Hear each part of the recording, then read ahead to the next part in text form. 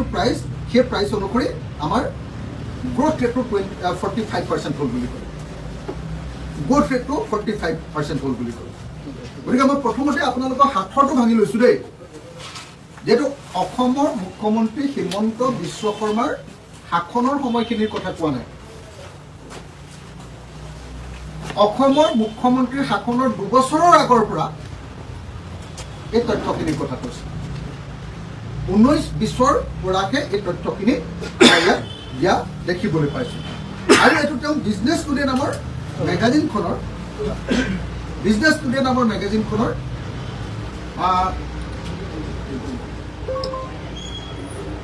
Business today নামৰ মেগাজিনখনৰ ভিত্তিতহে আপোনাৰ এই গোটেই কামটো কৰিছে। গতিকে মই আপোনালোকক এতিয়া একচুৱেলি অসমৰ এই যিটো GSDP, অসমৰ প্ৰকৃত যিটো গ্ৰোথ ৰেট, এই গ্ৰোথ ৰেটটোৰ সম্পৰ্কে আপোনালোকৰ সন্মুখত দাঙি ধৰিছোঁ। আৰু গ্ৰোথ ৰেটটোৰ সম্পৰ্কত আপোনালোকৰ সন্মুখত যিটো কথা দাঙি ধৰিব খুজিছোঁ, তাৰ ভিত্তিত আপোনালোকৰ সন্মুখত এতিয়া মই তালিকাখন গাই দিব খুজিছোঁ। এতিয়া অসমৰ মুখ্যমন্ত্ৰীয়ে কৈছে, মই অকণ উঠি লৈ আপোনালোকক হেৰিয়াত দেখুৱাই দিব পাৰিলে ভাল পালোহেঁতেন, আপোনাৰ টেবুলত দেখুৱাই দিব পাৰিলে ভাল পালোহেঁতেন। অসমৰ মুখ্যমন্ত্ৰীয়ে কৈছে যিটো কথা, যদি আমি চাওঁ, অডিঅ' নাপাব নহয় তেতিয়া, ক'ব নালাগে দিয়ক তেতিয়াহ'লে, মই সেইখন অকণ ইয়ালৈ লৈ আনা।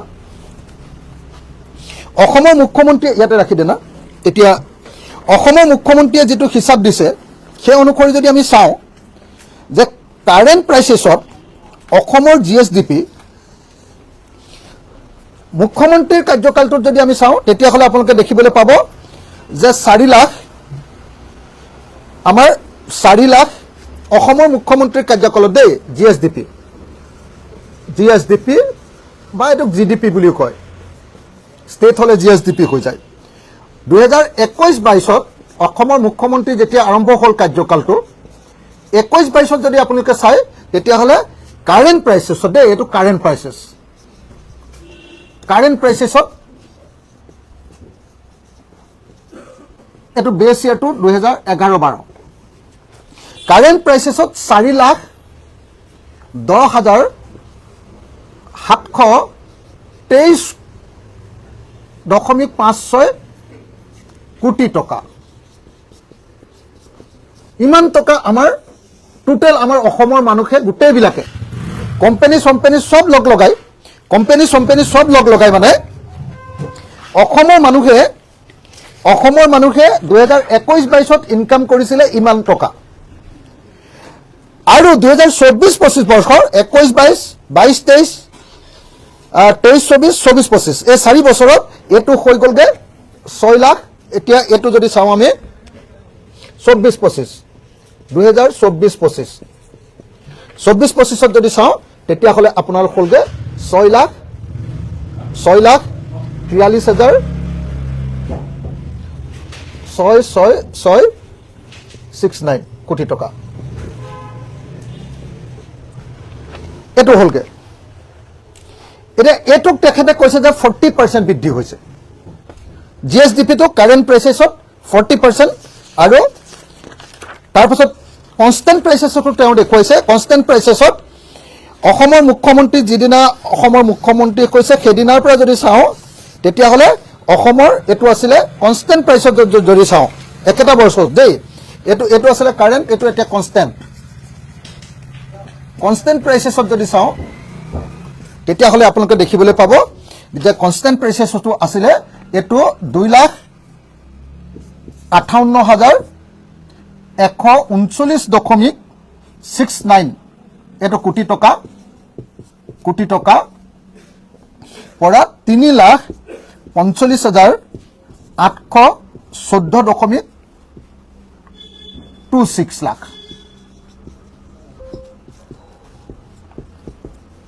কোটি টকা। ইমানটো বৃদ্ধি হৈছে 4 বছৰত। আমাৰ দেখুওৱা তথ্য অনুসৰি চৰকাৰে দেখুওৱা তথ্য অনুসৰি দেই এই তথ্যবিলাকতো বহুত গণ্ডগোল আছে বুলি হুলস্থুল লাগি থাকে আপোনালোকে নিশ্চয় জানে যে বাৰম্বাৰ IMF-এ আৰু ৱৰ্ল্ড বেংকে বাৰম্বাৰ কৈছে যে ভাৰতবৰ্ষৰ তথ্যবিলাকৰ সমান গণ্ডগোলীয়া তথ্য আৰু গোটেই পৃথিৱীত ক'তো নাই সেইবিলাক বাদ দিলোঁ তথাপি আপোনালোকে যদি চাই তেতিয়াহ'লে অসমৰ ইকনমিটো তেখেতৰ মতে এইটোৰ পৰা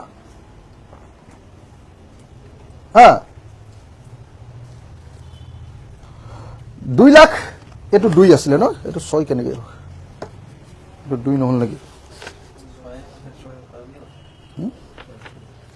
নাই নাই এইটো 2 হে আছিলে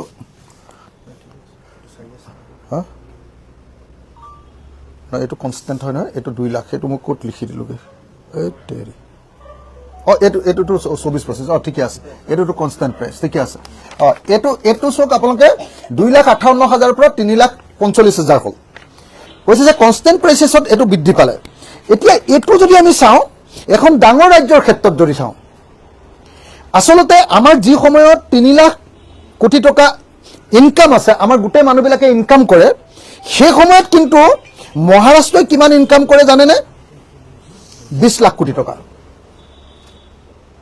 20 লাখ কোটি টকা এইটো যদি মহাৰাষ্ট্ৰত চাওঁ এখন ডাঙৰ ৰাজ্য চাই দিছোঁ মই এতিয়া এইটো আসাম আছিলে এতিয়া মহাৰাষ্ট্ৰ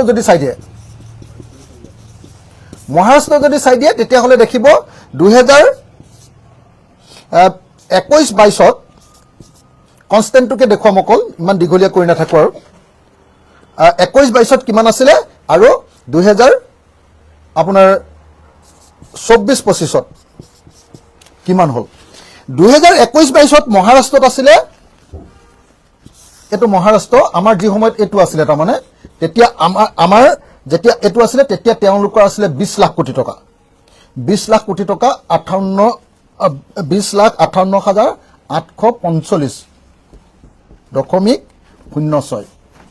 কোটি টকা আৰু এইটো গৈ 2024-25ত হৈ গ'লগৈ কিমান জানেনে 26 লাখ কোটি টকা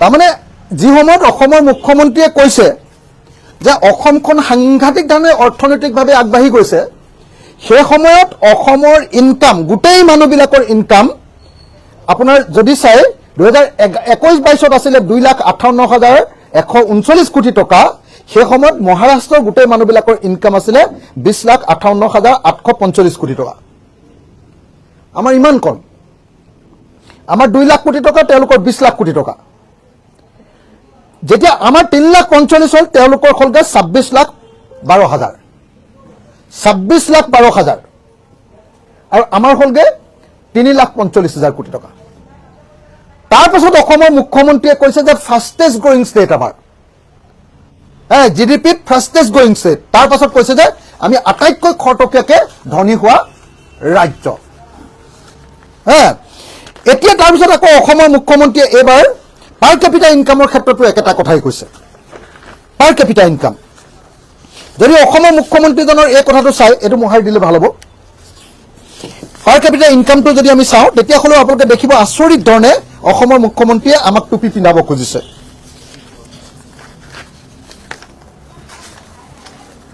পাৰ কেপিটা ইনকামৰ ক্ষেত্ৰতো আপোনালোকে যদি চাওঁ আমি তেতিয়া দেখিবলৈ পাব যে অসমৰ মুখ্যমন্ত্ৰীয়ে কৈছে যে পাৰ কেপিটা ইনকাম আমাৰ 54% বাঢ়িছে আৰু ৰেভিনিউ ইনক্ৰিজ হৈছে আমাৰ 53%। এতিয়া মই পাৰ কেপিটা ইনকাম মানে গোটেই ৰাজ্যখনৰ এজন মানুহৰ ইনকাম এবছৰত কিমান গোটেই ৰাজ্যখনত এজন মানুহৰ ইনকাম মই কাৰেণ্ট প্ৰাইচেছত নেদেখাওঁ এইটো কনষ্টেণ্ট প্ৰাইচেছত আসল প্ৰাইচেছত কাৰেণ্ট প্ৰাইচেছ মানে মূল্য বৃদ্ধি ধৰি লৈ কৰে এইটো এইটো কনষ্টেণ্ট প্ৰাইচেছত যদি দেখুৱাওঁ আপুনি চাব নেকি আপোনালোকে যদি চাই অসমৰ ইকনমি এইটো হ'ল অসম এবাৰ মই কৈছোঁ কি কয় পাৰ কেপিটা ইনকাম বা গড় জনমূৰি আয়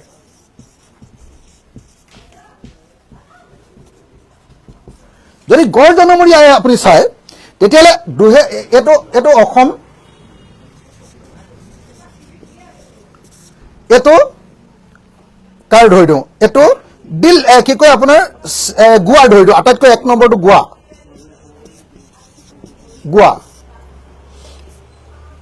গোৱাটোৱে ধৰি দিওঁ।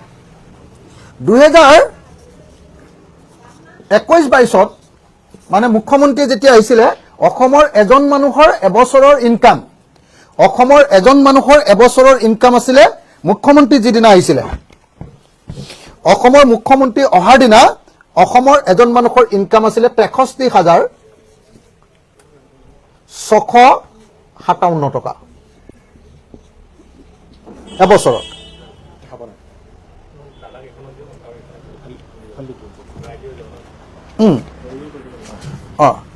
আপুনি যদি চাই এইটো আছিলে, এইটো কনষ্টেণ্টত দেই, এইটো কনষ্টেণ্টত, খালি কোনোবাই ক'ব পাৰে যে কনষ্টেণ্ট,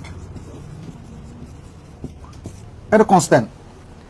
গড় জনমূৰি আই যদি চাই 63,657 টকা আছিলে মুখ্যমন্ত্ৰী থাকোঁতে, আৰু আজিৰ দিনটোত হৈছে কিমান জানেনে? এইটো 2024-25 এইবাৰ যে ৰিজাল্ট ওলালে, এইবাৰ 31 মাৰ্চলৈকে 85,988 টকা। এজন মানুহৰ এবছৰৰ ইনকাম 63,000 পৰা গৈ 85,000 টকা হৈছে। আৰু গোৱাৰ এজন মানুহৰ ইনকাম কিমান আছিলে জানেনে? এইটো আছিলে 2,94,563। তাৰ পাছত খালি এটা প্ৰব্লেম আছে ইয়াতে, গোৱাৰ এই লেটেষ্টটো নাই, তাৰ আগৰ বছৰটোহে আছে।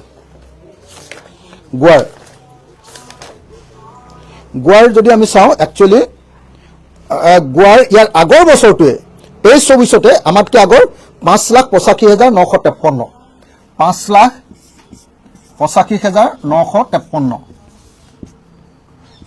এইটো এবছৰ নহয় যে, এইটো 23-24ৰে, এই বছৰটো সিহঁতৰ ওলোৱা নাই, এইকেইদিনত ওলাব।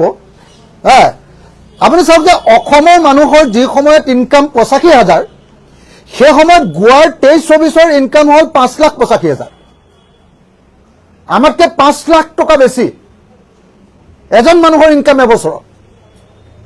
আৰু তাৰ পাছত অসমৰ মুখ্যমন্ত্ৰীয়ে কৈছে যে আমি অসমখন হ'ল ফাষ্টেষ্ট গ্ৰয়িং ষ্টেট হৈ গ'ল, ফাষ্টেষ্ট গ্ৰয়িং ষ্টেট। সেইকাৰণে মই আপোনালোকক এটা কথা ক'বলৈ আহিছোঁ, একচুৱেলি আজিৰ দিনটোত আমি যদি চাওঁ, জনমূৰি আয়ৰ ক্ষেত্ৰত যদি আমি চাওঁ, তেতিয়াহ'লে প্ৰকৃত বৃদ্ধি যিটো হৈছে, সেই বৃদ্ধিটো অসমৰ মুখ্যমন্ত্ৰীয়ে কোৱাৰ নিচিনাকৈ আচলতে বৃদ্ধি হোৱা নাই। এই বৃদ্ধিটো হ'ল এটা কাৰণতে, সেই বৃদ্ধিটোৰ কাৰণটো, এই বেছি দেখুৱাব পৰাৰ কাৰণটো এটাই হৈছে, বেলেগ কাৰণ নহয়। সেইটো হ'ল যে এই কভিডৰ সময়খিনিত, তাৰমানে আপোনালোকে চাগে জানে GDP যে গ্ৰথ ৰেটটো দেখুৱায়, যোৱা বছৰৰ ৰেটটোৰ লগত এই বছৰৰ তুলনা, এই বছৰৰ ৰেটটোৰ লগত সেই বছৰৰ তুলনা, এই 20-21 বছৰত যেতিয়া মানে আমাৰ হেৰি হৈছিলে, কি কয়, কভিড হৈছিলে, সেই 20-21 বছৰৰ 19-20 আৰু 20-21ত যেতিয়া কভিড হৈছিলে, তেতিয়া তাৰমানে আমাৰ কি হৈছিলে জানেনে? গ্ৰথ ৰেটটো কমি গৈ 2.95 হৈছিলে। প্ৰকৃত GDP গ্ৰথ ৰেটটো গৈ 2.95% হৈছিলে। আৰু 2.95% হোৱাৰ কাৰণে তাৰ পিছৰ বছৰ আকৌ ইকনমিটো আগৰ অৱস্থালৈ ঘূৰি আহিছিলে, আৰু আগৰ অৱস্থালৈ ঘূৰি অহাৰ কাৰণে গ্ৰথ ৰেটটো বেছি দেখা গৈছিলে। আৰু সেইটোকে অসমৰ মুখ্যমন্ত্ৰীয়ে গোটেই হুলস্থুল লগাই মানে পিটি দিলে, গোটেই ঢোল পিটি দিলে, হাল্লা লগাই দিলে যে নাই, আমাৰ অৰ্থনীতি সাংঘাতিক বৃদ্ধি পাইছে, আমাৰ অৰ্থনীতি সাংঘাতিক বৃদ্ধি পাইছে। সেইকাৰণে আজিৰ দিনটোত মই আপোনালোকক এই কথাটো ক'লো। এতিয়া এই যে GDP গ্ৰথ ৰেট বৃদ্ধি হোৱা বুলি দেখুৱাইছে, এইটো কেলে বৃদ্ধি হোৱা বুলি দেখুৱাব পাৰিছে জানেনে? তাৰ কাৰণটো হ'ল অসম চৰকাৰখনে লোৱা ধাৰ। অসম চৰকাৰখনে লোৱা ধাৰ আজি যদি আপুনি চাই, তেতিয়াহ'লে অসমৰ মুখ্যমন্ত্ৰীৰ যদি ধাৰটো যদি আপুনি চাই, তেতিয়াহ'লে দেখিবলৈ পাব যে সৰ্বানন্দ সোণোৱালে যিদিনা ধাৰ এৰিছিলে, যিদিনা চৰকাৰ এৰিছিলে সৰ্বানন্দ সোণোৱালে, সেইদিনা অৰ্থাৎ 2021 31 মাৰ্চ তাৰিখৰ দিনা 2021 31 মাৰ্চ তাৰিখৰ দিনা আমাৰ অসমৰ ধাৰ আছিলে 89,709 কোটি টকা সৰ্বানন্দ সোণোৱালে যিদিনা চৰকাৰে দিছিলে কিমান আছিলে অসমৰ ধাৰ এবাৰ দেখুৱাই দিলে ভাল হ'ব আপোনালোকে চাব দেই যিটো কাৰণত মানে এতিয়া আমাৰ বহুত টকা বহুত হোৱা যেন চৰকাৰে দেখুৱাবলৈ সক্ষম হৈছে যিটো কাৰণত সেইটো হ'ল যে 2021-22 এইটো মহাই দিয়া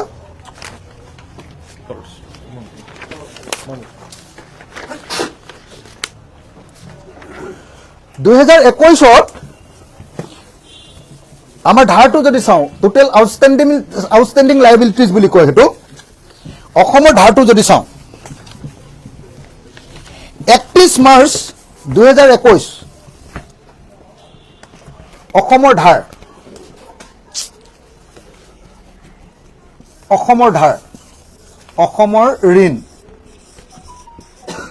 অসমৰ ঋণ যদি আমি চাওঁ 2021 31 মাৰ্চ 2021 অসমৰ ধাৰ আছিলে 89,709 কোটি টকা সৰ্বানন্দ সোণোৱালে যেতিয়া অসমখন এৰি থৈ গৈছিলে তেতিয়ালৈকে অসমৰ ধাৰ আছিলে প্ৰায় 90,000 কোটি টকা আৰু হিমন্ত বিশ্ব শৰ্মাৰ দিনত এই ধাৰটো গৈ কিমান হ'ল জানেনে হিমন্ত বিশ্ব শৰ্মাৰ দিনত এই ধাৰটো গৈ 31 মাৰ্চ 4 বছৰত দেই 2025 এই 4 বছৰত এই ধাৰটো গৈ হ'লগে 1,77,983.2 কোটি টকা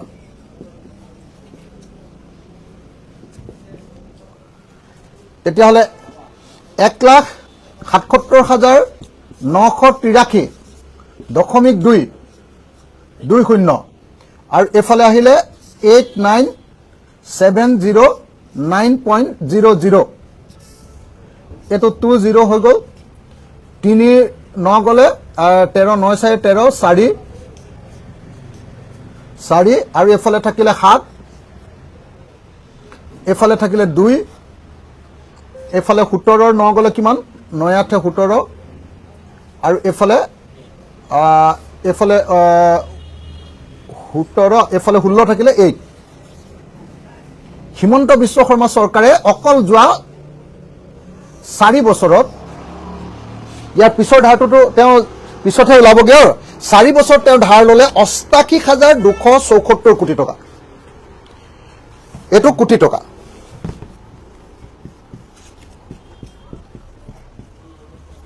সৰ্বানন্দ সোণোৱালৰ দিনলৈকে স্বাধীনতাৰ পাছৰ পৰা সৰ্বানন্দ সোণোৱালৰ দিনলৈকে ধাৰ আছিলে 90,000 কোটি টকা একদম 47 চনৰ পৰা সৰ্বানন্দ সোণোৱালৰ দিনলৈকে আৰু তাৰ পাছত 4 বছৰত হিমন্ত বিশ্ব শৰ্মাই ধাৰ ল'লে 88,274 কোটি টকা এতিয়া সেইকাৰণে অসমৰ ধাৰ হ'লগৈ ইমান এতিয়া 31 মাৰ্চলৈকে দেই এইটো এতিয়া আৰু বাঢ়িলে 31 মাৰ্চলৈকে কিমান হ'ল 1,77,983.20 কোটি টকা এইটো মই দিয়া তথ্য নহয় আকৌ দেই এইটো ৰিজাৰ্ভ বেংক অফ ইণ্ডিয়াৰ তথ্য এতিয়া ধাৰ লৈ ল'লে মানে সদায় জিডিপিটো বাঢ়ি যায়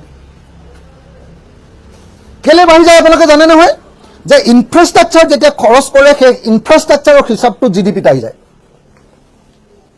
1 নম্বৰ 2 নম্বৰ আৰু এটা ডাঙৰ ঘটনা ঘটে যে জিডিপিটো বৃদ্ধিৰ ক্ষেত্ৰত অকল অসমৰ মানুহে ইনকাম কৰা পইচাটোৱে জিডিপিটো নহয় ইয়াত যে টাটা কোম্পানী আছে ইয়াত যে আদানী আহিলে এয়াৰপোৰ্টটো দি দিলে ইয়াত যে আম্বানীক দিলে অসমৰ তৈল ক্ষেত্ৰখিনি দি দিলে এই যিমানবিলাক বস্তু দি দিছে তেওঁলোকৰ যিটো ইনকাম সেই ইনকামটো লগ লাগিহে জিডিপিটো গতিকে আমি দেখিবলৈ পালো যে অসমৰ মুখ্যমন্ত্ৰীয়ে যিমানেই যি কথা নকক লাগিলে প্ৰকৃত অৰ্থত তেখেতে এটা মিছাৰ ভেলকিবাজি কৰিছে আৰু আমি এই সময়খিনিত দেখিছিলোঁ আমি হিচাপ কৰি উলিয়াইছিলোঁ যে যি সময়ত অসমৰ মুখ্যমন্ত্ৰীয়ে কৈছে যে জিডিপিৰ গ্ৰোথ ৰেট 45% বৃদ্ধি হৈছে সেই সময়ত অসমৰ ধাৰৰ গ্ৰোথ ৰেট বৃদ্ধি হৈছে 98.4%। 45% যি সময়ত চৰকাৰৰ দাবী অনুসৰি কিন্তু প্ৰকৃত অৰ্থত গ্ৰোথ হৈছে অসমৰ গ্ৰোথ হৈছে 21.6% একচুৱেলি চৰকাৰে ক'লে যে 45% বৃদ্ধি হৈছে আৰু অসমৰ ধাৰৰ বৃদ্ধি হৈছে একচুৱেলি 98.4%। অৰ্থাৎ আমাৰ আয় যিমান হৈছে তাতকৈ 4 গুণ বেছি ধাৰ বাঢ়িছে আমাৰ আয় যিমান বাঢ়িছে তাতকৈ 4 গুণ বেছি ধাৰ বাঢ়িছে।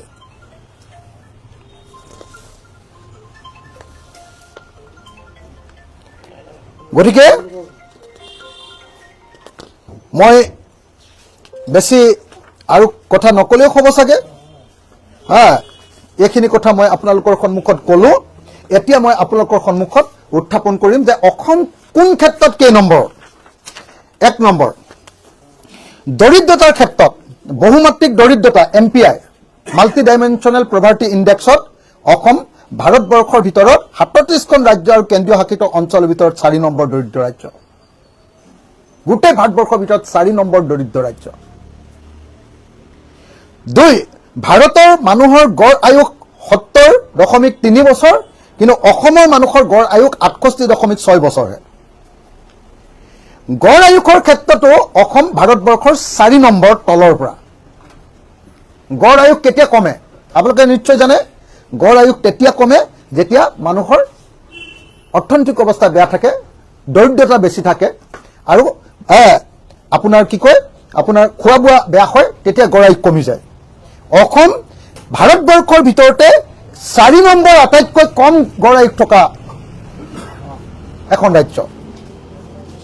তাৰ পাছত সন্তান জন্মৰ ক্ষেত্ৰত সময়ত প্ৰসূতি মাতৃৰ মৃত্যুৰ হাৰ MMRত অসম ভাৰতবৰ্ষৰ ভিতৰতে 5 নম্বৰ বেছিকে সন্তান জন্ম দিওঁতে প্ৰসূতি মাতৃৰ মৃত্যু হোৱা ৰাজ্য।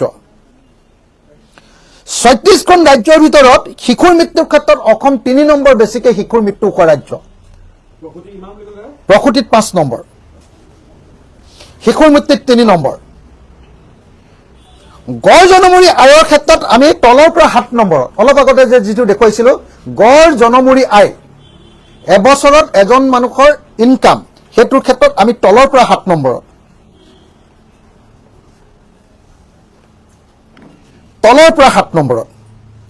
মই বাকীবিলাক কৈ নাযাওঁ আপোনালোকক চববিলাক দি দিছোঁ খালি মই নম্বৰ যিবিলাকত আছে সেইবিলাকে কৈ গৈছোঁ অকল যে কেই নম্বৰত আমি।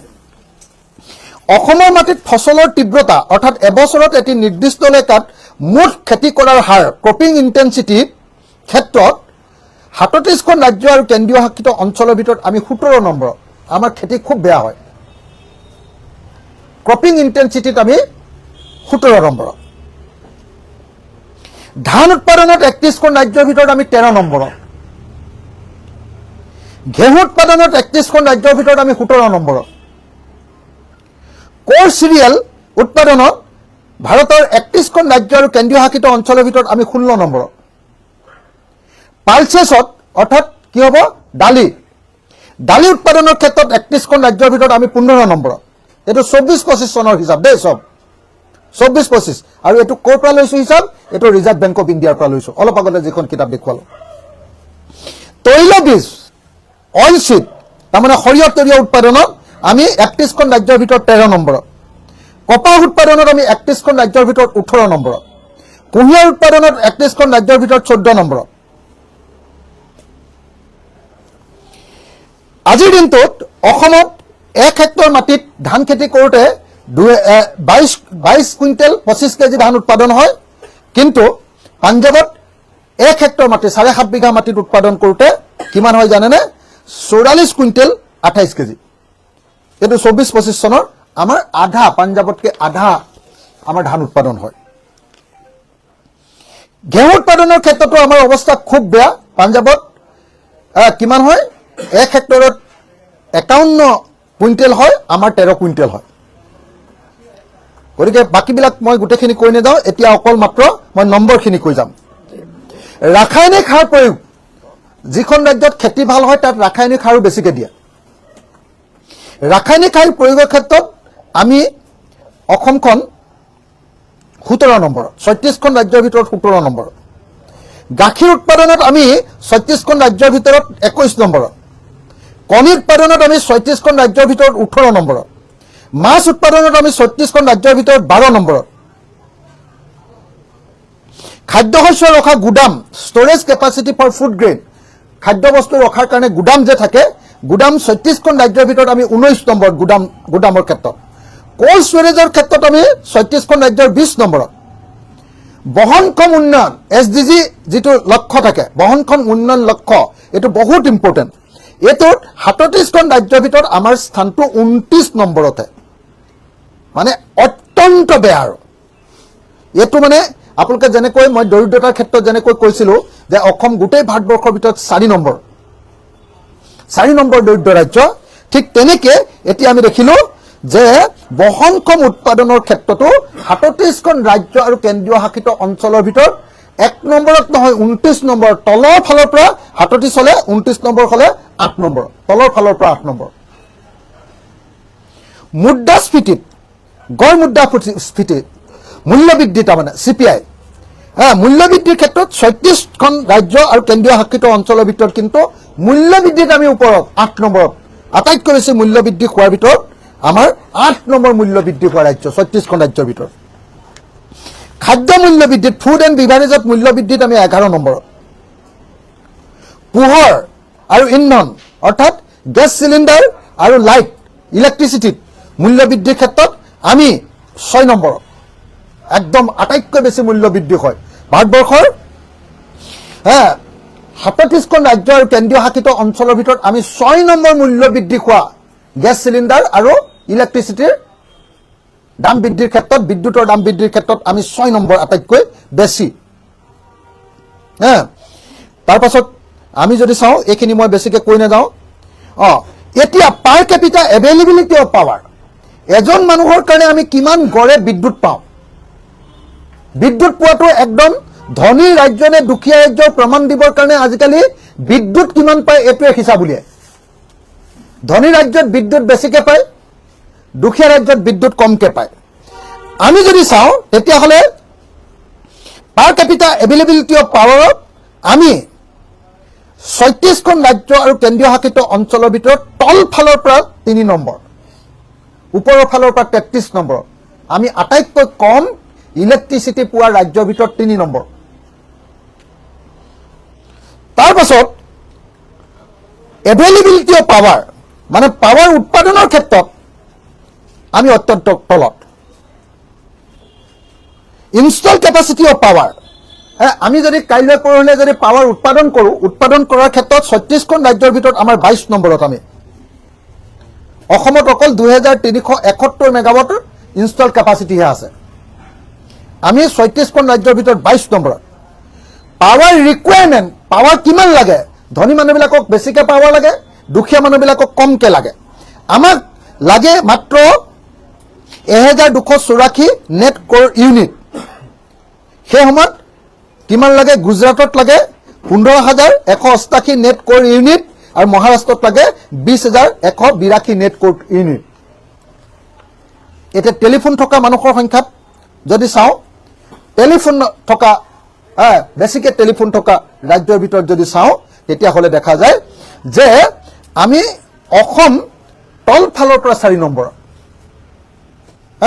সৰ্বভাৰতত 100 জন লোকৰ ভিতৰত টেলিফোন থকা লোকৰ সংখ্যা হ'ল 84.36 জন অসমৰ 100 জন লোকৰ ভিতৰত টেলিফোন থকা লোকৰ সংখ্যা হ'ল 72.82 জন আৰু আটাইতকৈ দিল্লীত বেছিকৈ আছে দিল্লীত 100 জন মানুহৰ ভিতৰত 277টা অৰ্থাৎ 2.77 টাকে 3টাকে গড়ে 3টাকে তেওঁলোকৰ টেলিফোন থাকে আমাৰ কিমান থাকে গড়ে আমাৰ 0.72 অৰ্থাৎ এটাকে আমাৰ সকলোৰে টেলিফোন নাই আমাৰ 100 জনৰ ভিতৰত 72 জন মানুহৰ টেলিফোন আছে এইটো আজিকালি মানে ধনী ৰাজ্য নে দুখীয়া ৰাজ্য প্ৰমাণ কৰিবৰ কাৰণে এইটো টেষ্ট কৰে, ইলেক্ট্ৰিচিটি টেষ্ট কৰে, তাৰপিছত এইটো টেলিফোনটো কৰে। এতিয়া এইটো আপোনালোকে পালে। এতিয়া ধাৰ লোৱাৰ ক্ষেত্ৰত যদিও অসমখন সৰু ৰাজ্য আপোনালোকে সকলোৱে জানে, কিন্তু ধাৰ লোৱাৰ ক্ষেত্ৰত আকৌ অসমখন কিমান নম্বৰত জানেনে? ভাৰতবৰ্ষৰ ৩৬খন ৰাজ্য আৰু কেন্দ্ৰীয় শাসিত অঞ্চলৰ ভিতৰত ধাৰ লোৱাৰ ক্ষেত্ৰত কিন্তু অসম ১৫ নম্বৰ, ধাৰত ওপৰতে গৈছেগৈ। ধনী ৰাজ্য, বহুত ইনকাম থকা ৰাজ্যবিলাকৰ ধাৰতকে আমাৰ ধাৰ বেছি হৈ গৈছেগৈ। গতিকে আজিৰ দিনটোত মই অসমৰ মুখ্যমন্ত্ৰীয়ে যিবিলাক দাবী কৰিছিলে, মিছা দাবী, মিথ্যাচাৰ, সেই মিথ্যাচাৰবিলাক আপোনালোকৰ সন্মুখত উদঙাই দেখুৱালো। আপোনালোকৰ সন্মুখত উদঙাই দেখুৱাৰ পাছত নিশ্চয় আপোনালোকে উপলব্ধি কৰিব পাৰিছে যে অসমৰ অৰ্থনৈতিক অৱস্থা আচলতে ভাল নহয়। অসমৰ অৰ্থনৈতিক অৱস্থা ভাল বুলি দেখুৱাব পৰাৰ একমাত্ৰ কাৰণটো হ'ল যে অসমৰ চৰকাৰখনে ইমান বেছি ধাৰ লৈছে, মাত্ৰ হিমন্ত বিশ্ব শৰ্মা চৰকাৰৰ কাৰ্যকালতে ৯০,০০০ কোটি টকা ধাৰ লৈ ল'লে ৪ বছৰ, আৰু এই ১ বছৰ লগালে এইটো কিজানি ১,২০,০০০ বেছি হৈ যাব, ১,৩০,০০০ কোটি টকামান অকল হিমন্ত বিশ্ব শৰ্মাই আমাক ধাৰ লৈ থৈ যাব। তাৰ আগত একদম স্বাধীনতাৰ পৰা সৰ্বানন্দ সোণোৱাললৈকে ধাৰ আছিলে আমাৰ ৯০,০০০ কোটি টকা। এতিয়া এওঁৰ দিনতে এতিয়া ১,৩৪,০০০ কোটি টকা ৫ বছৰত হ'ব, ১,৩০,০০০ কোটি টকা ৫ বছৰত হ'ব। পৃথিৱীৰ আটাইতকৈ ধাৰ লোৱা মুখ্যমন্ত্ৰী হোৱাৰ ক্ষেত্ৰত, অসমৰ আটাইতকৈ ধাৰ লোৱা মুখ্যমন্ত্ৰী হোৱাৰ ক্ষেত্ৰত তেওঁ ১ নম্বৰত, কিন্তু অসমৰ মানুহক ১ নম্বৰ ধনী কৰাৰ ক্ষেত্ৰত তেওঁ একেবাৰে ফেইল। গতিকে আজি আমি আপোনালোকৰ সন্মুখত চৰকাৰৰ তথ্যৰ পৰা, ৰিজাৰ্ভ বেংক অফ ইণ্ডিয়াৰ তথ্যৰ পৰা আপোনালোকৰ সন্মুখত তথ্যখিনি দিলো। এইখন হ'ল আমাৰ হোৱাইট পেপাৰ।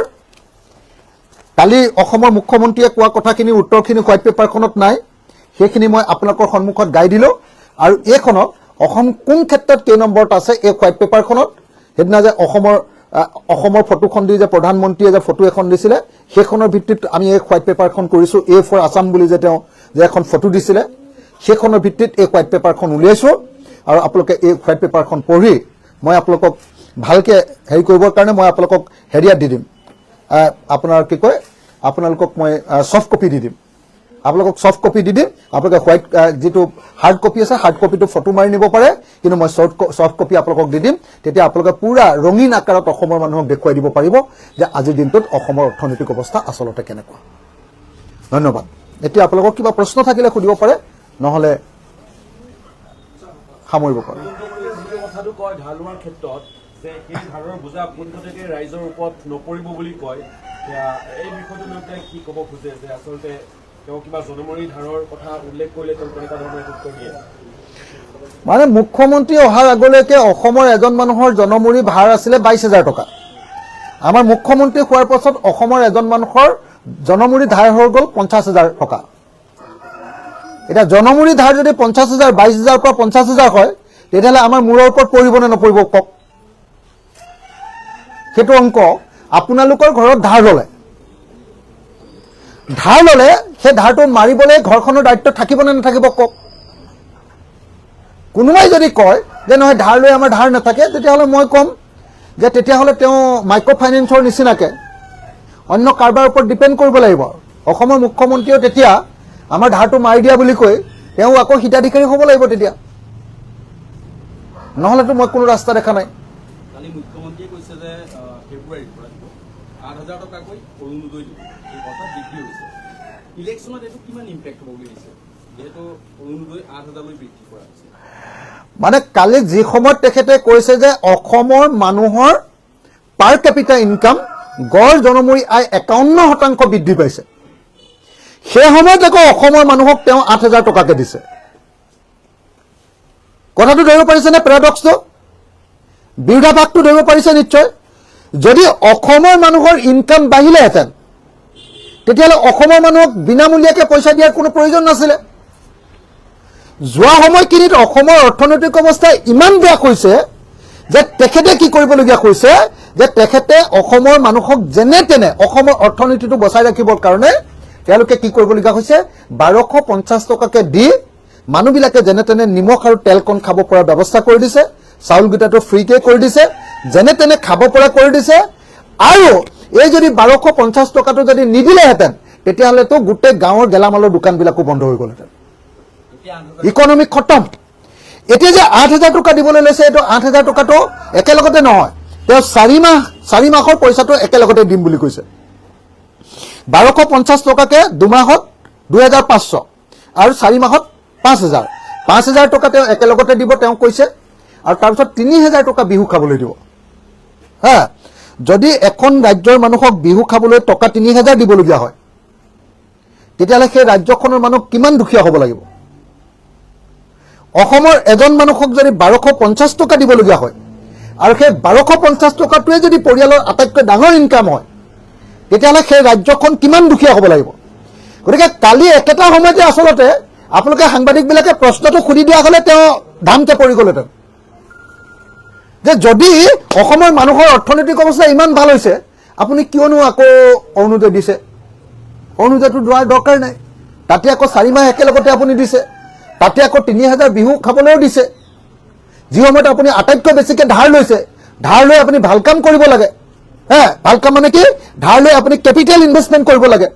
কেপিটেল ইনভেষ্টমেণ্ট নকৰি আপুনি ৰেভিনিউ ইনভেষ্টমেণ্ট কি কয়, ৰেভিনিউ খৰচ কিয় কৰিছে আপুনি?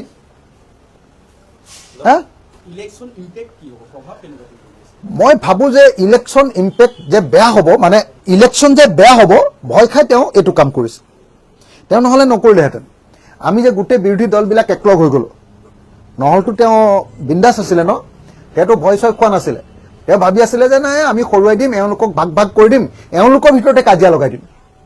যিদিনাৰ পৰা আমাৰ এলায়েন্সটো হৈ গ'ল, আমি ঐক্যবদ্ধ হ'লোঁ, তেওঁলোকে বহুত ভয় খালে, আৰু সেইদিনাই তেওঁ ৰাতাৰাত এটা বস্তু উলিয়াই দিলে। সেইটো হ'ল যে নহয়, ইলেকশ্যনৰ আগত একেলগতে পইচাটো দিওঁ। বিহাৰত যেনেকৈ 10,000 টকাকৈ দিছিলে, মই যদি 8,000 টকাকৈ দি দিওঁ তেতিয়াহ'লে টকা দিয়ে আমি ভোটকেইটা লৈ ল'ব পাৰিম। আপোনালোকৰ এক গ্ৰেডৰ টিকেটৰ আছিলে প্ৰায় 30-35খন আসন আছিলে, এতিয়া আপোনালোকক আটাইকেইটা ব্লকে 26খন আসন এৰি দিছে। খালি দলীয় সিদ্ধান্ত হৈছে, গৌৰৱ কৈছে যে আমি 100টাতে খেলিম। আমি গৌৰৱ গগৈ ডাঙৰীয়াৰ বক্তব্যটো শুনিছোঁ, কিন্তু আমি সেই বক্তব্যটো মানি লোৱা নাই। আমি ভাবোঁ যে এলায়েন্সৰ চিটৰ বিতৰণটো ডেফিনেটলি সেইটো আমাৰ ভিতৰত হোৱা মিটিঙত সিদ্ধান্ত হ'ব। সেইটো কোনো টিভিৰ সন্মুখত সেইকাৰণে আমি লম্ফজম্ফ কৰা নাই। এই যে 26খন নহ'ব, আমাক ইমানখন লাগিব, এইবিলাক আমি কোৱা নাই। গৌৰৱে কৈছে, আমি কোৱা নাই, আমি নকওঁ। আমি এলায়েন্সৰ ভিতৰৰ মিটিঙত সেই কথাটো উত্থাপন কৰিম, আৰু এলায়েন্সৰ ভিতৰৰ মিটিঙত আমি সেই কথাটো উত্থাপন কৰি আমি সেই কথাটো কনভিন্স কৰিবলৈ চেষ্টা কৰিম যে একচুৱেলি কোনে কিমানখন আসনত খেলিলে আমি বিজেপিক হৰুৱাব পাৰিম। মই আপোনালোকক সূত্ৰটো কৈ দিলোঁ যে য'ত যিয়ে খেলিলে বিজেপিক হৰুৱাব পাৰিব সেই সূত্ৰ অনুসৰিয়ে এইবাৰ ইলেকশ্যন খেলা হ'ব। সেইটো যদি 26খন আসনত আমি গোটেইবিলাকে খেলিলে যদি বিজেপি হাৰে, আৰু কংগ্ৰেছে যদি 100খনত খেলিলে কংগ্ৰেছে গোটেই বিজেপিক হৰুৱাই দিব পাৰে, তেতিয়াহ'লে সেইটোৱে হ'ব। আমাৰ হাতত তথ্য আছে, আমাৰ হাতত এনালিচিছ আছে, আমাৰ হাতত বিশ্লেষণ আছে, আমাৰ হাতত যুক্তি আছে। সেই যুক্তিবিলাক আমি প্ৰদৰ্শন কৰিম আৰু তাৰ পৰৱৰ্তী সময়ত সিদ্ধান্ত ল'ম। লগে লগে আমি এইটো সিদ্ধান্তও লৈছোঁ 5 তাৰিখ ন, অহা 5 তাৰিখৰ পৰা অহা 20 তাৰিখলৈকে, অহা 5 জানুৱাৰীৰ পৰা অহা 20 জানুৱাৰীলৈকে ৰাইজৰ দলৰ দলীয় আবেদন গ্ৰহণ কৰা হ'ব। প্ৰাৰ্থিত্ব প্ৰত্যাশীসকলৰ অহা 5 জানুৱাৰী তাৰিখৰ পৰা দলীয় প্ৰাৰ্থিত্ব প্ৰত্যাশীসকলে আবেদন কৰিব পাৰিব। আবেদনৰ মাচুল 25,000 টকা। সেই 25,000 টকা নন ৰিফাণ্ডেবল। টিকেট পালেও তেওঁ ঘূৰাই নাপায়, তেওঁ নাপালেও ঘূৰাই নাপায়। 5 জানুৱাৰীৰ পৰা 20 জানুৱাৰী তাৰিখৰ ভিতৰত তেওঁলোকে আবেদন কৰিব লাগিব, 15 দিন। আৰু এই সম্পৰ্কে একদম সঠিক সিদ্ধান্ত ল'বৰ কাৰণে কোনে ক'ত খেলিব তাৰ পাৰ্টিৰ ডিচিশ্যনটো, যে আচলতে ৰাইজৰ দলে ফাইনেলি কেইখনত খেলিম, তাৰ পাৰ্টিৰ সিদ্ধান্তটো ল'বৰ কাৰণে আমি অহা 8 তাৰিখৰ দিনা আমাৰ ৰাইজৰ দলৰ প্ৰতিনিধি সভা প্ৰতিনিধি সভাখন হ'ল আমাৰ সংবিধান অনুসৰি সৰ্বোচ্চ নীতি নিৰ্ধাৰণ সভা, সৰ্বোচ্চ ক্ষমতা সম্পন্ন নীতি নিৰ্ধাৰণ সভা। অহা 8 তাৰিখৰ দিনা পুৱা 8 বজাত আমি অসমৰ প্ৰখ্যাত শিল্পী জুবিন গাৰ্গৰ সমাধিত সেৱা লৈ 8 তাৰিখৰ দিনা আমি মিটিংখন আৰম্ভ সেৱা ল'ম। 8 তাৰিখৰ দিনা 8 তাৰিখৰ দিনা পুৱা 8 বজাত সোণাপুৰৰ ক্ষেত্ৰত, আৰু তাৰ পাছত আমি দিচাং ৰিচৰ্টত পুৱা 9 বজাৰ পৰা গোটেই দিনভৰ, হয়তো গোটেই ৰাতিও হৈ যাব পাৰে, 8 তাৰিখৰ দিনা ৰাতিপুৱা 9 বজাৰ পৰা দিচাং ৰিচৰ্ট, সোণাপুৰৰ দিচাং ৰিচৰ্টত আমাৰ প্ৰতিনিধি সভা হ'ব। প্ৰত্যেকটো সমষ্টিৰ এনালিচিছ হ'ব, আৰু সেই এনালিচিছৰ ভিত্তিত কোনকেইটা সমষ্টিত আমি ইলেকশ্যন খেলিলে জিকিমেই আৰু কোনজন প্ৰাৰ্থী খেলিলে জিকিব তাৰ ওপৰত সিদ্ধান্ত হ'ব। আৰু সেইকাৰণে আমি অহা 5 তাৰিখৰ পৰা আমাৰ আবেদনবিলাক বিচাৰিছোঁ। আবেদনবিলাক বিচাৰি 15 তাৰিখৰ ভিতৰত আবেদন শেষ হ'ব। সকলোৰে 20 তাৰিখৰ ভিতৰত আবেদন লোৱাৰ শেষ হ'ব, আৰু সকলোৰে এনালিচিছবিলাক হ'ব। আৰু 25 তাৰিখৰ ভিতৰত আমি যিমান সম্ভৱ আমি যিকেইটা ছিট পাম সেই ছিটকেইটা 25 তাৰিখ মানৰ ভিতৰত আমি আমাৰ কেণ্ডিডেটবিলাক ফাইনেল কৰি দিবলৈ চেষ্টা কৰিম।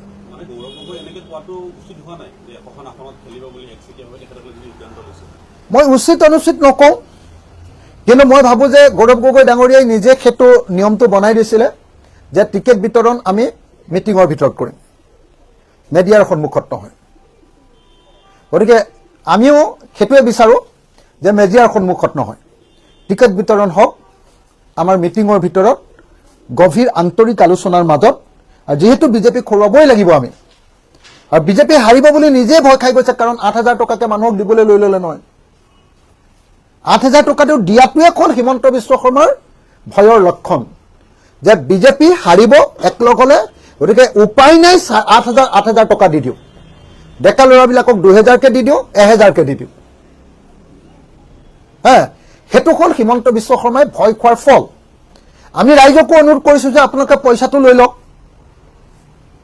পইচাটো পাইছে, সেইটো হিমন্ত বিশ্ব শৰ্মাৰ দেউতাকৰ পইচাও নহয়, তেওঁৰ পত্নীৰ পইচাও নহয়, সেইটো ৰাজহুৱা টকা। গতিকে পইচাটো লৈ লওক, কিন্তু এইবাৰ পৰিৱৰ্তনৰ কাৰণে ভোট দিওঁ। বিজেপিকে আমি এইবাৰ পৰাভূত কৰিব লাগিব।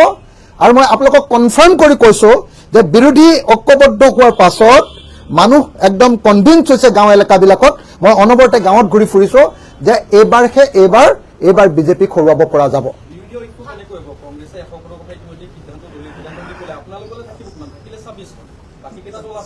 মানে আপুনি অকণমান সময়ৰ কাৰণে ধৈৰ্য ধৰক।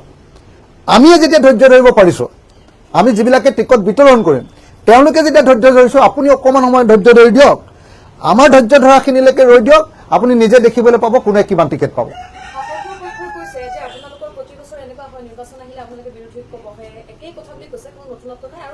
নাই, এইবাৰতো আমি একলগ হৈয়ে গ'লো, ইন প্ৰিন্সিপল আমি একলগ হৈ গ'লো। আপোনালোকে নিজে দেখিলে কাৰ্বি আংলঙত গৈ একেলগতে গৈ লিডাৰ অফ দ্য অপজিশ্যন আমাৰ দেৱব্ৰত শইকীয়া ডাঙৰীয়াৰ নেতৃত্বত আমি একেলগতে গ'লো। কাৰ্বি আংলঙৰ পৰা সেই ৰাজ্যপালৰ ওচৰত একেলগতে গ'লো, ৰাজ্যপালৰ ওচৰলৈ। আকৌ কেইদিনমানৰ ভিতৰত একেলগতে এতিয়া আমি ভোজ ভাত খাম, একেলগতে জলপান খাম, আৰু জলপান খাই মোটামুটি ফাৰ্ষ্ট ৰাউণ্ড, এই কেইদিনমানৰ ভিতৰত আমি জলপান খাই ফাৰ্ষ্ট ৰাউণ্ড টিকেটৰ কথাটো শেষ কৰি দিম। আৰু ইতিমধ্যে এখন কমিটি কংগ্ৰেছ দলৰ তৃণমূলৰ পৰা কৰি দিছে। আমি সেই তেওঁলোকৰ লগতো টিকেটৰ সম্পৰ্কে কথা বাৰ্তা আৰম্ভ কৰি দিছোঁ। আমাৰ লগত ইতিমধ্যে কথা বাৰ্তা আৰম্ভ হৈছে চব ৰাজনৈতিক দলৰ লগত। কংগ্ৰেছ দলে এখন কমিটি কৰি দিছে, সেই কমিটিখনৰ লগত ইতিমধ্যে আমি কথা বাৰ্তা আৰম্ভ কৰিছোঁ। ফৰ্মেল লিষ্ট দিওঁ অৱস্থাত আছোঁ, কথাবিলাক পাতি লৈছোঁ, ফৰ্মেল লিষ্ট দিওঁ অৱস্থাত আছোঁ। আমাৰ একতা হোৱাটো 100% খাটাং, নিশ্চিন্ত হৈ থাকক। 2026ত বিজেপিক হৰুৱাব লাগিব, বিজেপিক হৰুৱাই হিমন্ত বিশ্ব শৰ্মাক জেলত দিব লাগিব। কথাটো সেইটোৱে হ'ব। Thank U.